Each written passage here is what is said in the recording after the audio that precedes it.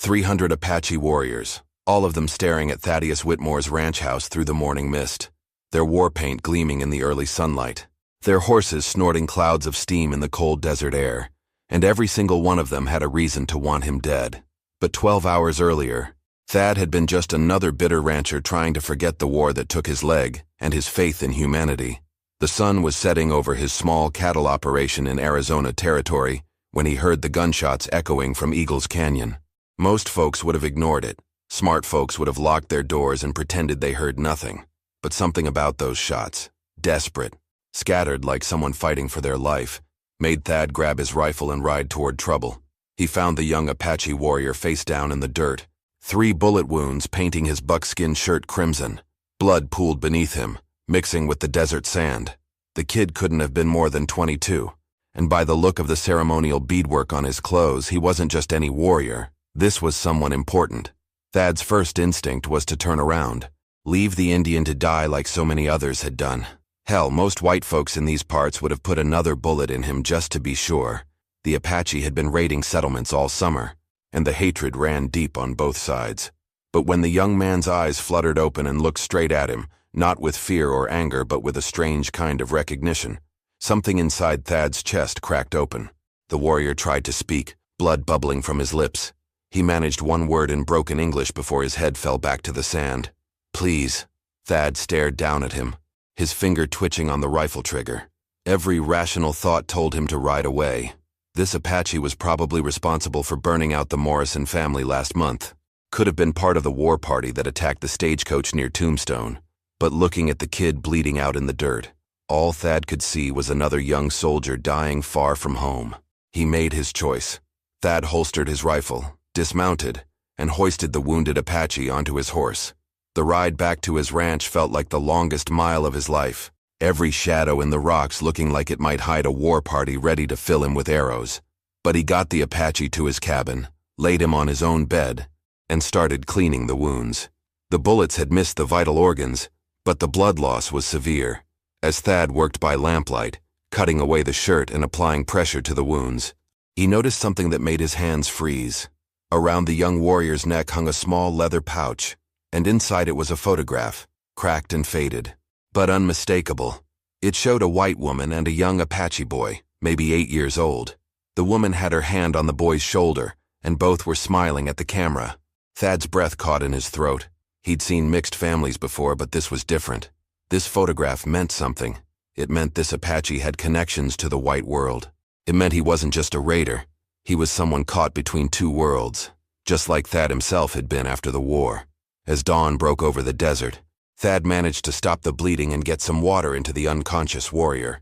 He was cleaning his hands in a basin when he heard it, the sound that made his blood turn to ice.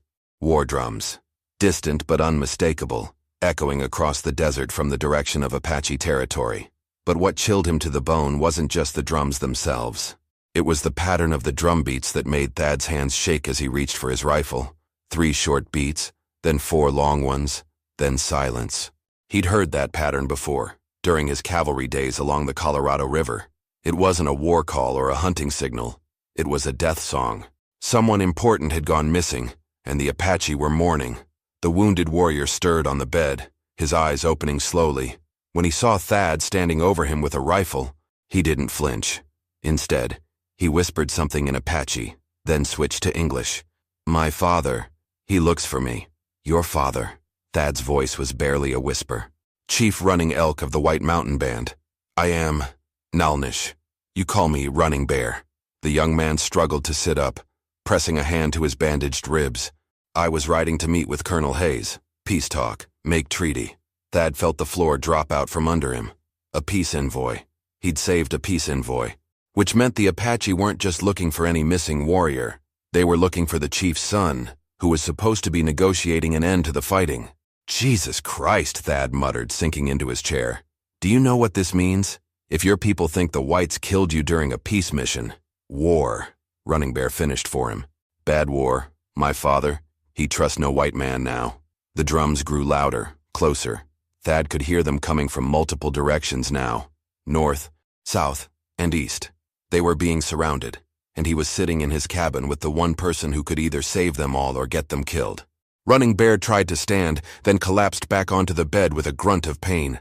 I must go to them, tell them I live. You can barely sit up. Boy, you take 3 steps outside and you'll bleed to death before you make it to the porch. Then you take me. Thad laughed, but there was no humor in it. You want me to ride out there with you? A white man carrying a wounded Apache warrior. They'll fill us both with arrows before we get close enough to explain. Maybe. Or maybe they listen. Running Bear's dark eyes fixed on Thad's face. Why you help me? You know who I am now. You know what happened if my father think whites kill his son. It was a fair question, and Thad didn't have a good answer. He looked at the photograph still lying on the bedside table. The white woman and the Apache boy. Who's the woman in the picture? Running Bear's expression softened. My mother, Sarah Mackenzie. She was teacher at mission school. Fell in love with Apache warrior who become my father. She teach me English, teach me about white man's world before the sickness take her. And your father let her? My father loved her, but when she die, his heart turned cold toward whites. He say white man's diseases kill his woman, white man's bullets kill his people. Only reason he agreed to peace talk is because... Running Bear paused, as if weighing whether to continue. Because what? Because I tell him there are good white men. Men who see Apache as people, not animals.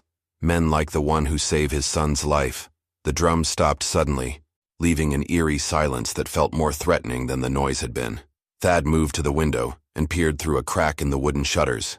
What he saw made his stomach drop. Riders. At least 50 of them moving in perfect formation across the desert toward his ranch. Even at this distance, he could see the war paint and feathers, the glint of sunlight on rifle barrels and tomahawk blades. They're coming, he whispered. Running Bear struggled to his feet, leaning heavily against the wall. How many? More than I can count. Your father doesn't take chances, does he? He cannot afford to. Too many of our people have died trusting white men. Running Bear managed to walk to the window, though each step left a dark spot of blood on the wooden floor. When he looked outside, his face went pale. This is not search party, he said quietly. This is war party. But before Thad could ask what that meant, they heard something that made both men freeze. The sound of hoofbeats. But not from the Apache war party approaching from the desert. These were coming from behind the ranch house, from the direction of town. Thad cursed under his breath and moved to the back window. Through the morning haze, he could see another group of riders approaching fast. White men, at least 20 of them, led by Sheriff Marcus Dalton and Deputy Will Hendricks. They were armed to the teeth and riding hard like men heading into battle. No, no, no, Thad muttered, his worst nightmare unfolding before his eyes. The townspeople must have heard the drums and seen the Apache moving across the desert. Now they were coming to help defend his ranch, which meant, white men coming too, Running Bear observed, his voice heavy with resignation. Now both sides come here to fight. This is a disaster, Thad said, grabbing his rifle and checking the ammunition. Your people are going to think I called for backup. My people are going to think you're here to scout for an attack. Running Bear leaned against the window frame, blood seeping through his bandages. When they meet, many will die. Good men on both sides. The Apache war party had stopped about 300 yards from the ranch house, forming a curved line that stretched from north to south. Through his field glasses, Thad could see Chief Running Elk himself, a tall, imposing figure on a paint horse, his face streaked with black and red war paint. The chief was scanning the ranch buildings, looking for any sign of his son. Behind them, Sheriff Dalton's posse was closing fast, dust clouds marking their approach. In maybe 10 minutes, both groups would be within shooting range of each other, with Thad's ranch house sitting squarely in the middle. There's got to be a way out of this, Thad said, more to himself than to Running Bear. Some way to let both sides know what really happened before they start killing each other. White flag, Running Bear suggested weakly. I go out with white flag, tell my father I'm safe. You can barely stand, and a white flag won't stop bullets if someone gets trigger happy. Thad paced the small cabin, his limp more pronounced when he was agitated. Besides, your own people might not recognize you from that distance. What if they think I'm forcing you out there as a human shield? Running Bear was quiet for a moment, then said something that made Thad's blood run cold. My father, he will not wait long. If he think whites have killed his son. What? What will he do? He will signal the other bands. Mescalero from south, Chiricahua from west. They all wait for word from him about peace talks. Thad stared at him. How many warriors are we talking about? Maybe 1,000. Maybe more. The weight of that number hit Thad like a physical blow. 1,000 Apache warriors united in war against the white settlements. Every ranch, every town, every family between here and Tucson would be wiped out, all because he'd made the decision to save one wounded young man. Through the front window, he could see the Apache war party beginning to spread out, positioning themselves for what looked like an attack formation. Chief Running Elk had raised his rifle above his head, some kind of signal that made the other warriors start checking their weapons. From the back window, Sheriff Dalton's men were maybe 5 minutes away, riding hard and ready for a fight. Running Bear closed his eyes, swaying on his feet. "You should not have saved me, white man. Now you die for kindness." But Thad was studying the photograph again, the image of Running Bear's white mother and her Apache son. An idea was forming in his mind. Dangerous, probably suicidal, but maybe their only chance. "That photograph," he said suddenly. "Does your father know about it? Does he know you carry your mother's picture?" "Yes.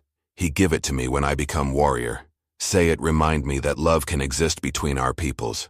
"Then maybe," Thad began, but his words were cut off by a sound that made both men's hearts stop. A gunshot, not from the ranch, but from somewhere between the two approaching groups.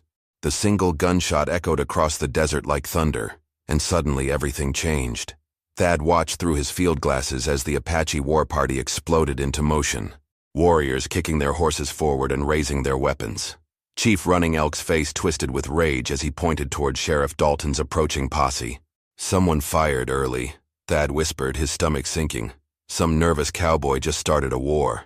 But Running Bear was looking in a different direction, toward a rocky outcrop about halfway between the two groups.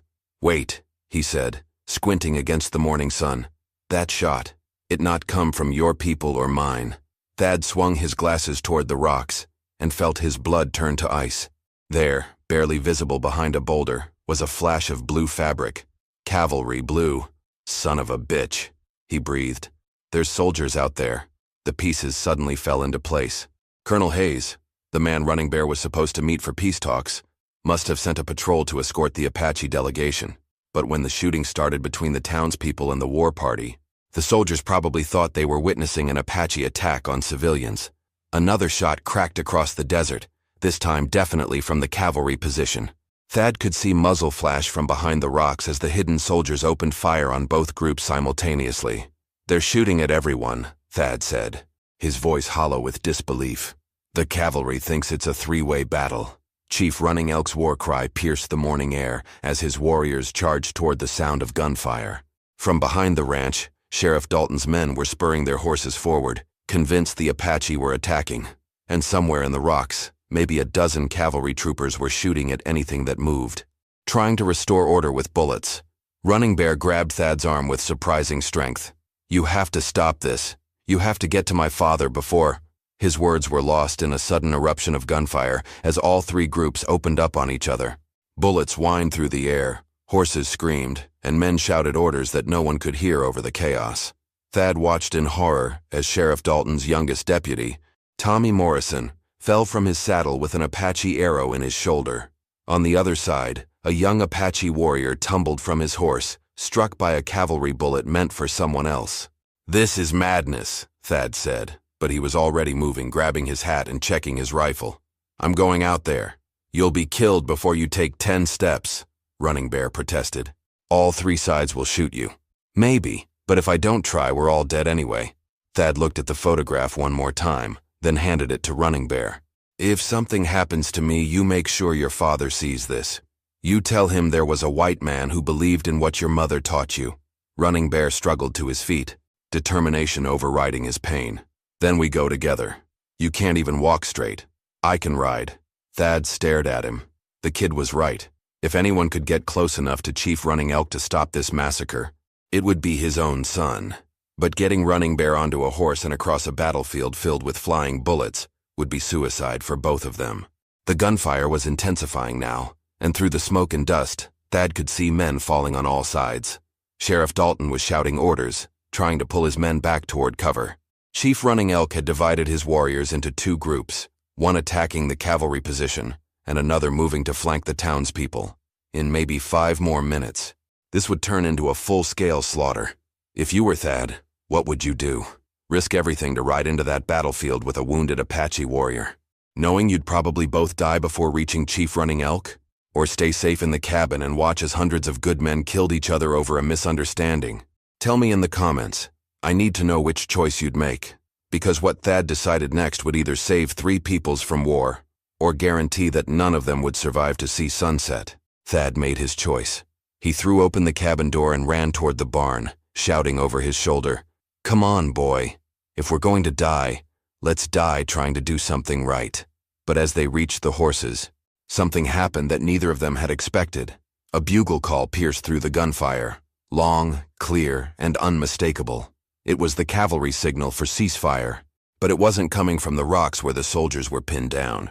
It was coming from behind Chief Running Elk's war party. Thad stopped dead in his tracks, his hand on his horse's bridle.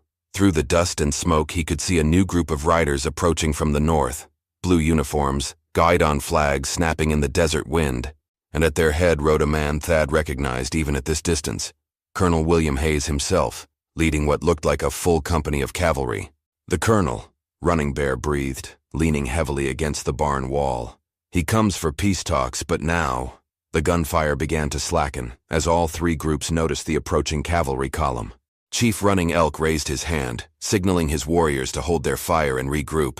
Sheriff Dalton's men were pulling back toward the ranch buildings, using the momentary lull to tend their wounded and reload. But Colonel Hayes wasn't slowing down. His column was riding hard toward the battlefield, and Thad could see the anger in the man's posture even from this distance. The colonel had come to negotiate peace, only to find his escort patrol trapped in a 3-way gunfight. He's going to think the Apache broke the peace talks, Thad realized. He'll order a full attack. Running Bear nodded grimly. And my father will think the whites planned this trap. Both sides now believe the other betrayed them. As Colonel Hayes's column drew closer, Thad could hear him shouting orders. The cavalry was deploying into battle formation, preparing to charge Chief Running Elk's position. On the other side, the Apache warriors were spreading out along the ridgeline, ready to rain arrows down on anyone who approached. Sheriff Dalton had managed to reach the ranch house and was pounding on the front door. "Whitmore, you in there? We need to ford up before they overrun us." Thad looked at Running Bear, who was barely staying upright but whose eyes burned with desperate determination. "There's still time," the young Apache said. "If I can reach my father before the soldiers charge, you'll never make it across that open ground. Not wounded like you are. Then we need another way." Running Bear's gaze fell on something behind Thad, and his eyes widened. The water tower. Thad turned to look. His ranch's wooden water tower stood 30 feet high, positioned halfway between the house and the main battlefield. From up there, a man could be seen by all 3 groups simultaneously. "You want to climb up there and wave a white flag? They'll use you for target practice." "Not white flag." Running Bear pulled the photograph from his shirt, holding it up so the morning sun caught the image. "This. My father will recognize it, even from distance. And your colonel, he will see Apache warrior trying to make peace, not war." It was insane. The water tower offered no protection, and getting up there would put them in full view of every gun on the battlefield. But it was also the only position where they could be seen by everyone at once. Colonel Hayes was maybe 2 minutes from charging the Apache line. Chief Running Elk's warriors had arrows nocked and ready. Sheriff Dalton's men were taking positions around the ranch buildings, preparing for a siege. "I'll go," Thad said suddenly. "I'll carry the photograph up there. You're too weak to climb, and if someone takes a shot at me, at least you'll still be alive to explain what really happened." "No." Running Bear grabbed his arm. "Must be me. Must be Chief's son. You just white rancher to them. They not listen." Through the front window of the house, Sheriff Dalton was gesturing frantically for them to come inside. From the north, Colonel Hayes had raised his saber, preparing to signal the charge. And from the ridgeline, Chief Running Elk was pulling back his bowstring, sighting down the shaft of a war arrow. Time was running out.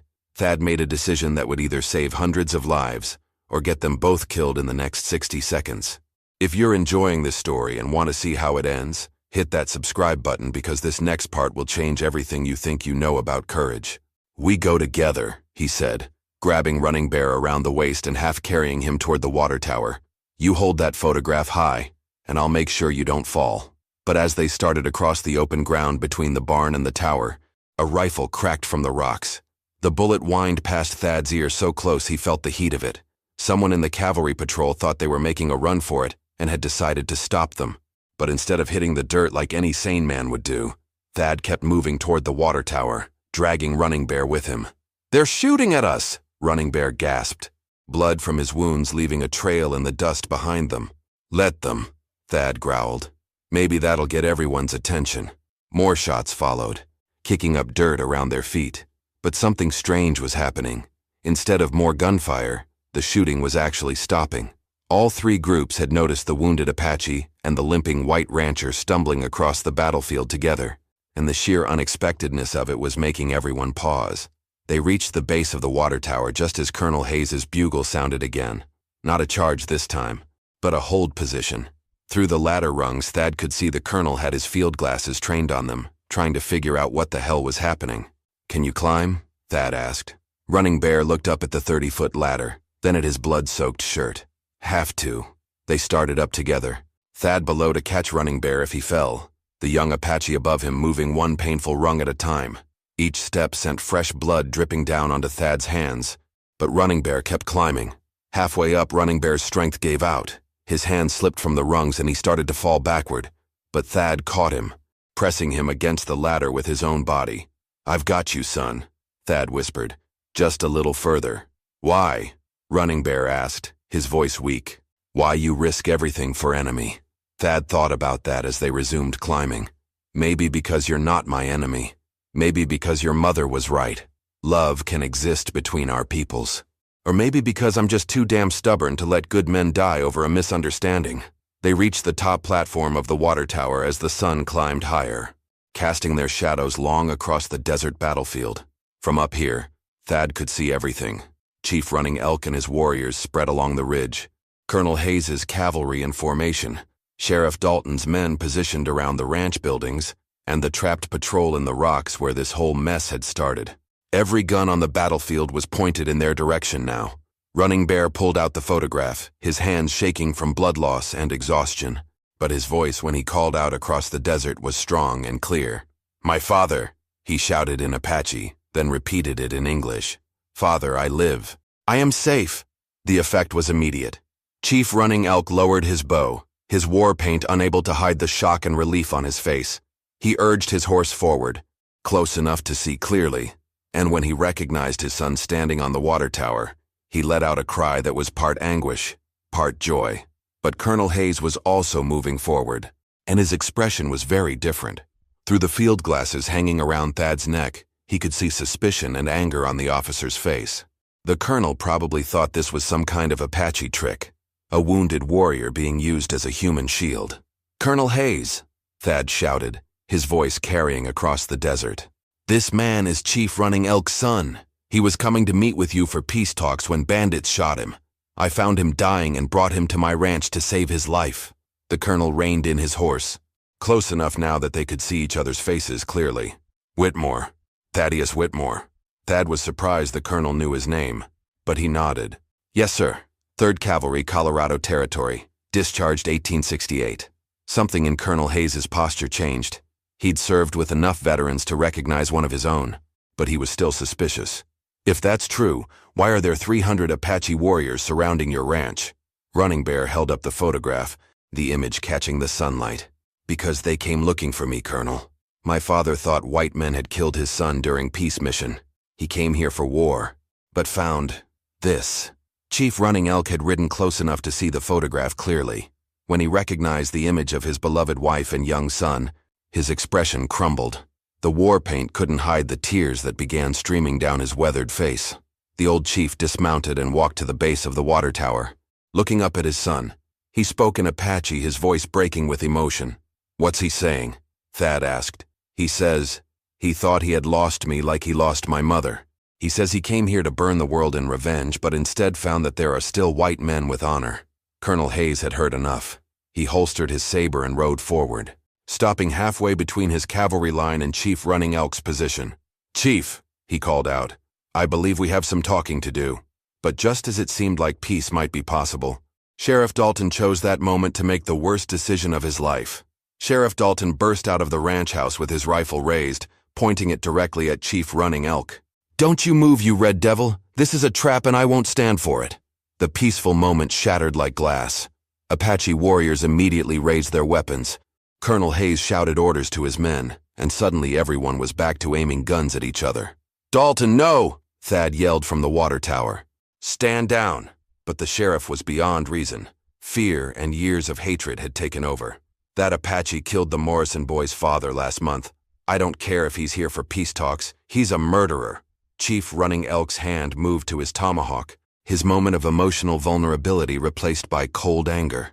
The other Apache warriors began moving forward, and Colonel Hayes was forced to raise his saber again, preparing to defend the sheriff whether he agreed with him or not.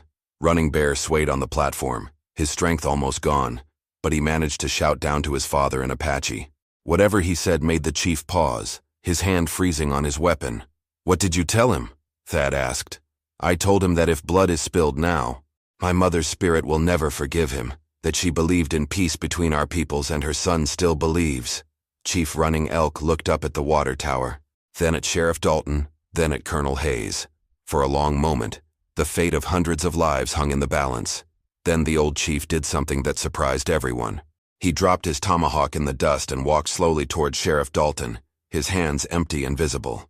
"You speak of Morrison," the chief said in careful English. "I know this name. Young warrior from my band, he kill white farmer. But this warrior, he not listen to chief. He act alone against my orders. I bring you his head if you want justice." Sheriff Dalton's rifle wavered. This wasn't what he'd expected. You'd turn over one of your own? For peace, yes. My son teach me that some things worth more than revenge.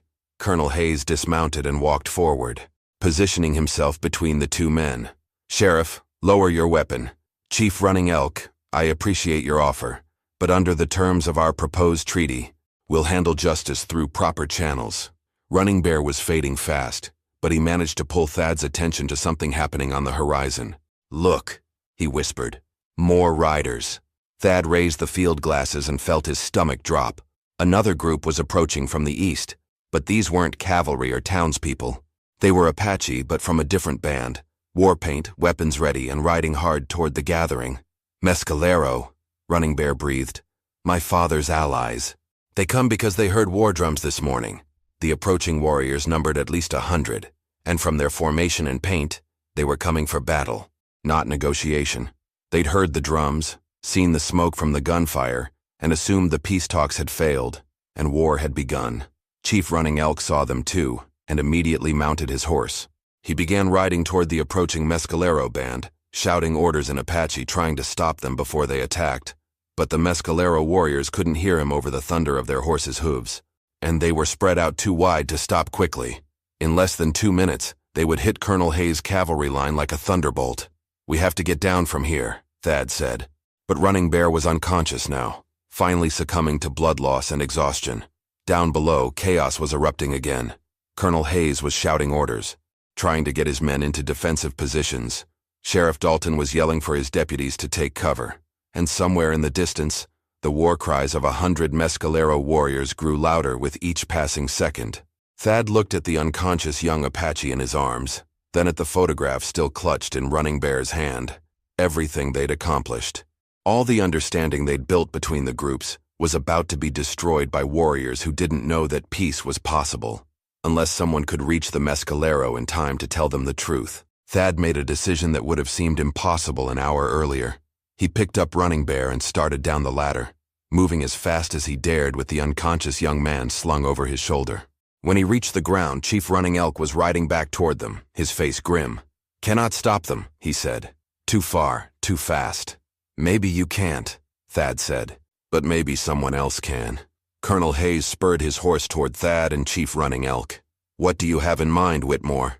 "A cavalry charge," Thad said, gently laying Running Bear in the shade of the water tower.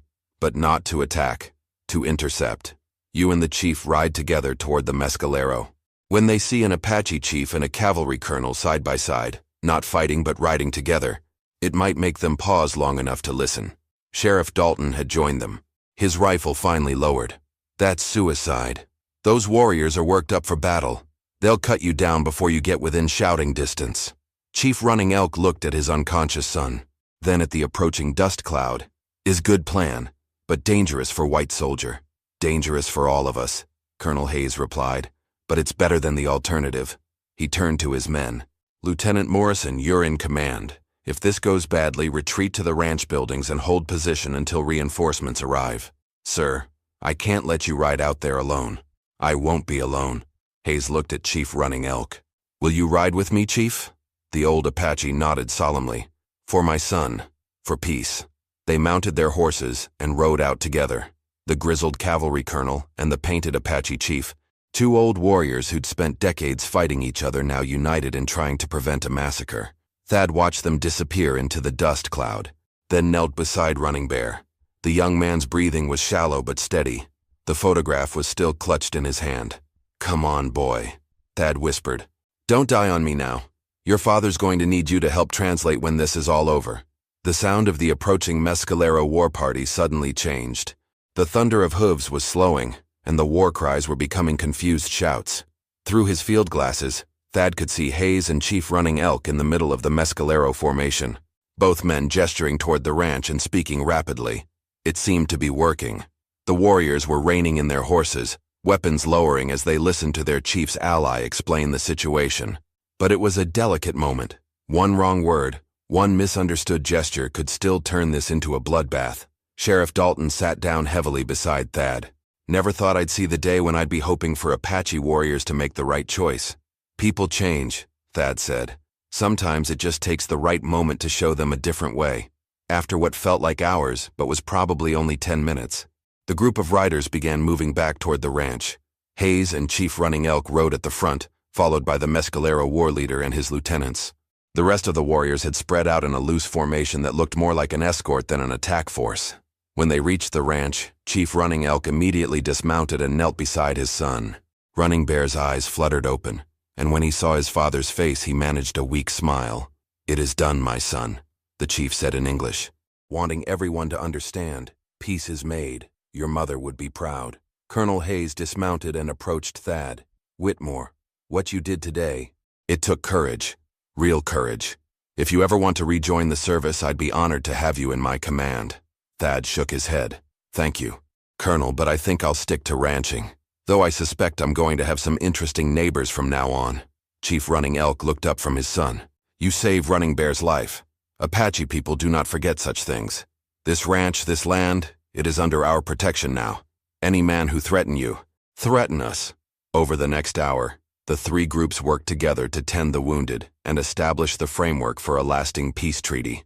The trapped cavalry patrol was freed from the rocks.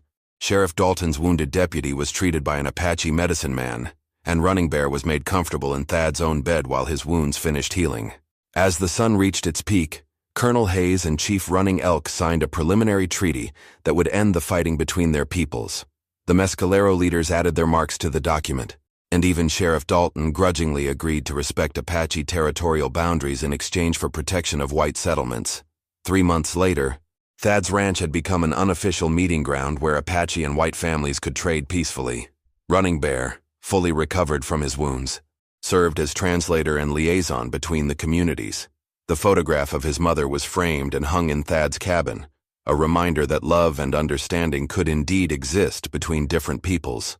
And sometimes, on quiet evenings when the desert wind carried the sound of Apache children playing near the creek, Thad would sit on his porch and remember the day when a single act of compassion had prevented a war and changed the lives of everyone involved.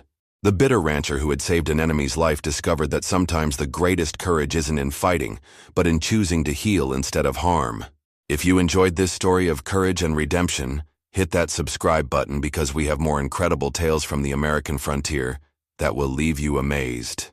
Now click on the video on the screen to hear a story even better than this one, with a twist so powerful you won't forget it anytime soon. Click on the video now.